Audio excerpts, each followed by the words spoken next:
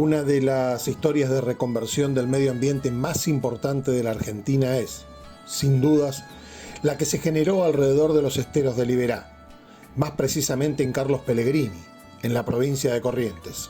40 años atrás, era una zona casi liberada para la caza, pero la visión de unos pocos hizo que los antiguos cazadores, los mariscadores de la zona, se reconviertan en guardafaunas.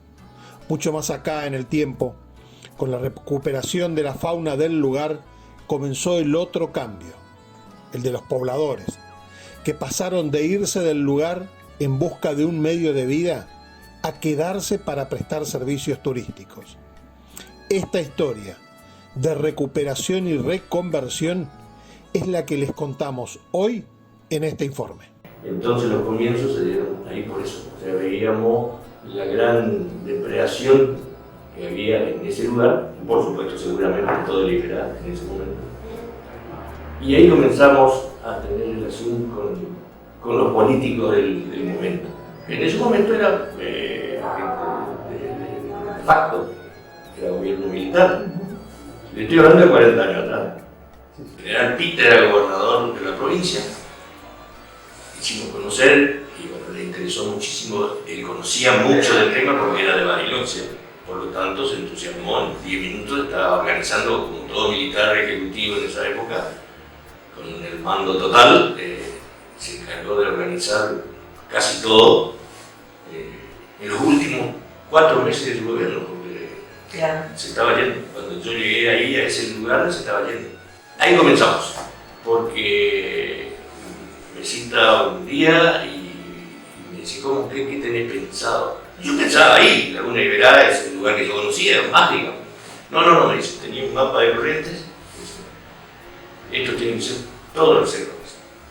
Así que organizate y buscá gente para cuidar todo Liberá. Me fui a mi casa y dije, acá me metí en un lío espectacular y me contacté con una persona que vivía en Pellegrini y correntino de capital, vivía en Pellegrini casado con una tía mía, era taxidermista, por ahí ustedes lo escucharon, 15 apóstoles. Él tenía comercio y demás. Y hablé con él, él me dice, ¿sabe qué? Vamos a trabajar juntos en esto. Y nos vamos a buscar los cazadores, vamos a que conocen el Liberá y que nos enseñen a hacer cómo es su trabajo. Bueno, en definitiva, en una semana juntamos 10 tipos, 10 personas, 10 cazadores furtivos. Y les contamos que, porque eran conocidos nuestros, eran de Pellegrini, o sea, nos conocíamos todos. Digamos. Le comentamos qué estábamos pensando.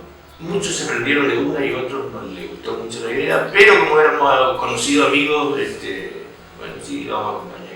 Vinimos a verlo al general. Muy buena idea. Yo tenía 20 y pico, 30 años, no tenía 30 años. Muy buena idea. Pasarle los nombres al secretario y al ministro que mañana están todos nombrados. Todos nombrados. A la semana estamos todos nombrados. ¿Nombrados cómo? Nombrados. Como guardaespaldas del cargo. Como, no, para trabajar en el Liberá de Cielo. Humberto Rodríguez es el último en actividad de aquel primer grupo de guardafaunas que comenzó a cambiar la mentalidad de los antiguos mariscadores, de cazadores implacables a protectores de la fauna. Hace 39 años atrás, lo único que sabíamos que teníamos que hacer era empezar a cortar la cacería, ¿no? Había una ley que te prohibía cazar en los esteros de Liberá, excepto al poblador interior de Liberá, que él podía cazar y pescar para la sobrevivencia, porque esto en realidad era un coto de caza muy usado por gentes de Misiones, de Brasil, de distintos lugares de Corrientes, ¿no? Una de las estadísticas que tenía en ese entonces el general Pita, que entre la caza deportiva y la caza comercial, los esteros de Liberá salían aproximadamente entre 1 millón y 1.200.000 pieles por año. Me convocan por por la parte de que, bueno, como todo cuerpo de guardaparque es una organización verticalista, ¿no es cierto? Y que iba a tener en ese primer momento, la intención era de que el cuerpo de guardaparque tenga fuerza de policía, digamos que sea como una fuerza de seguridad más. Como yo tenía instrucción militar y tenía el conocimiento, digamos, de organizaciones verticalistas, pues cuando el general Pita me ofrece venir, y bueno, le dije, y bueno, mi general, le dije, voy a ir a ver, hace 39 años que estoy mirando. Y la cuestión era convencer que tenían que cuidar y tenían que delatar a lo mejor a lo que eran sus compañeros de actividad furtiva y tenían que perseguirlo, y cosas que han hecho, digamos, no es que no sé. Si yo les muestro algunas actas que hacíamos en esa época, secuestrábamos camionetas de armas, de cuero, de miles de cosas, yo creo que pasó por la confianza de conocernos.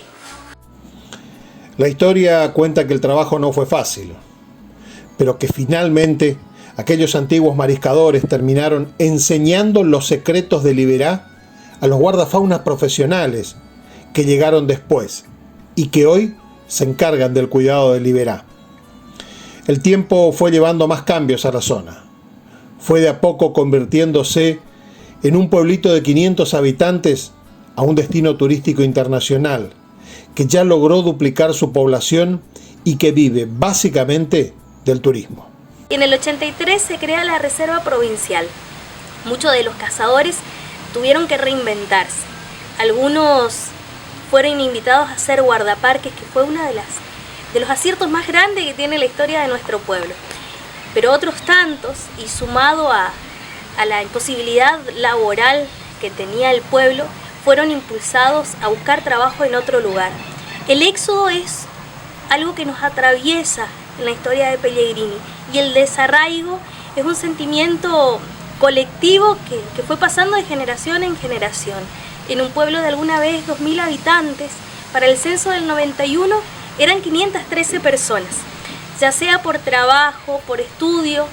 La consigna siempre había sido el tener que dejar el pueblo para ir a buscar un mejor futuro. Recuerdo como niña de la primaria, donde los papás de mis compañeros empezaron a ser contratados para la edificación de los primeros hoteles.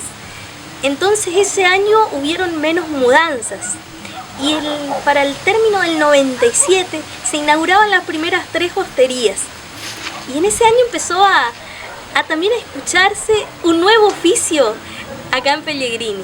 No era ser mariscador, ni trabajar en la arrocera, ni trabajar en vialidad.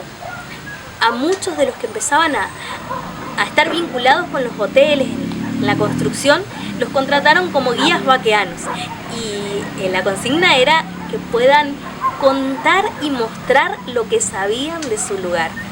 Era la hora de poder transmitir y poner en palabras todo el amor que se tenía por Pellegrini, y también todo ese conocimiento que era heredado. Por eso, desde ahí Pellegrini empezó a transformarse. Las señoras que cocinaban rico, con la llegada de los primeros turistas, unos turistas muy particulares, se cruzaban del otro lado del mundo para venir a conocer lo que abundaba acá en el pueblo, que para sorpresa nuestra, niños de ese entonces, nosotros decíamos, ¿qué van a venir a ver la gente de afuera si acá solamente hay agua y bicho? Y de repente mirábamos con ojos incrédulos cómo estas personas se maravillaban viendo los atardeceres, cómo quedaban emocionados mirando la cercanía de los animales. Nosotros no dábamos crédito cómo era posible que alguien pudiera ponerse de esa manera mirando ciervos, viendo carpinchos. Nos preguntábamos, ¿esta gente será que no tiene montes detrás de sus casas?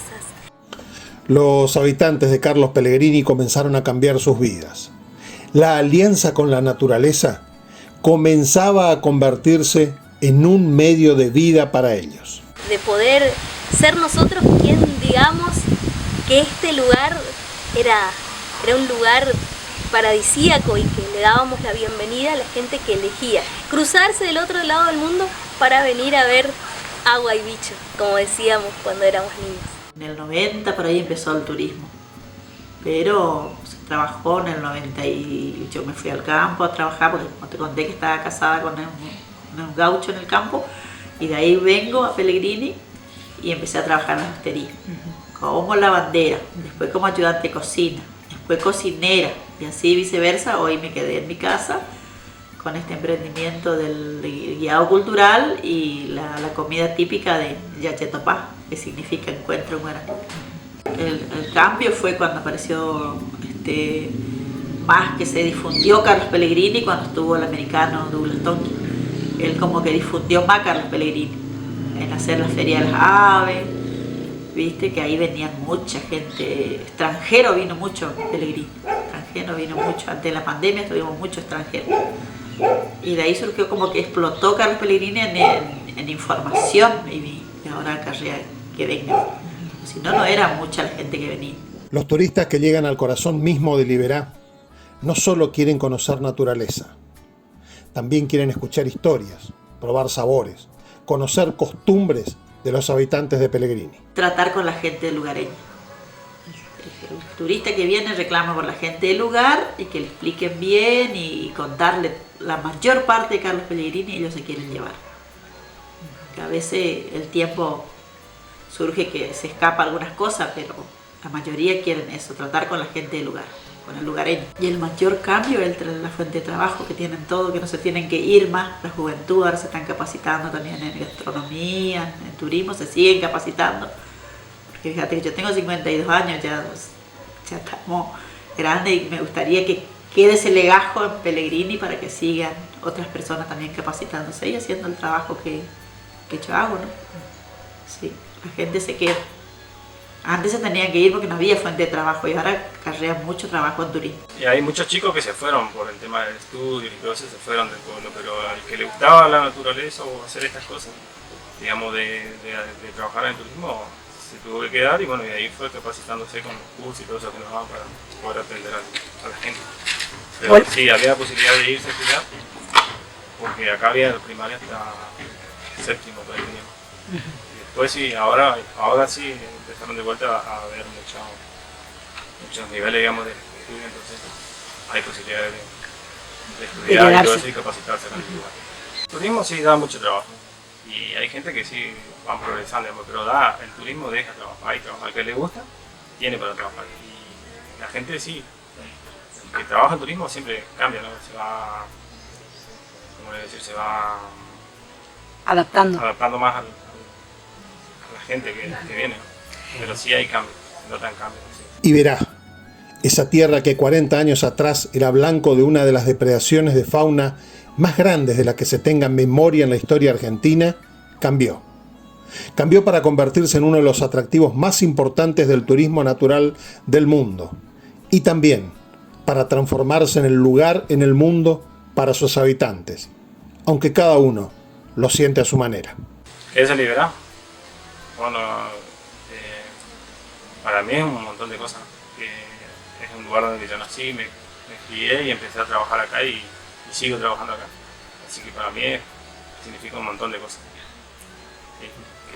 Que se me viene un montón de cosas a la cabeza, así que para mí es todo, Liberá es todo. Iberá, mi cuna. Fíjate que yo soy nacida y criada acá y con lo que explotó ahora, no me iría más nunca de Liberá ni...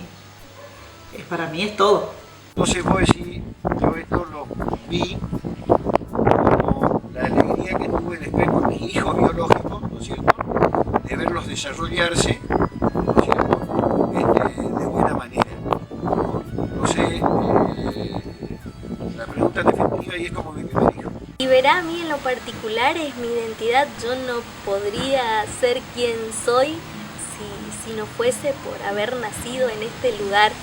Iberá no solamente es un escenario de magia, un lugar de oportunidades, una historia de desafío. Para mí encierra no solamente la riqueza natural y cultural, sino que atraviesa mi identidad.